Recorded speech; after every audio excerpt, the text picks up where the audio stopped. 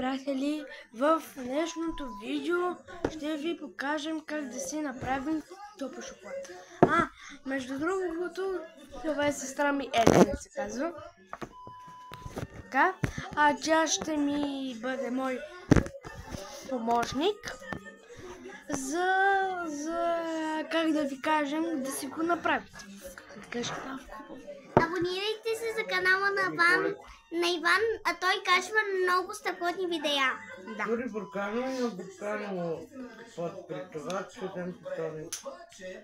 И стъпките са едно празно бурканче, като го изядем.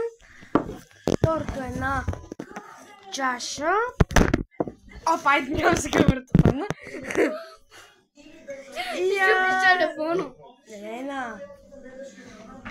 И третата стъпка е едно прясно мляко да е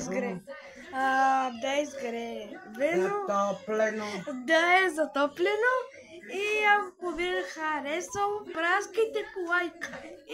И ако ви е харесало видеото, оставете един лайк. Чао!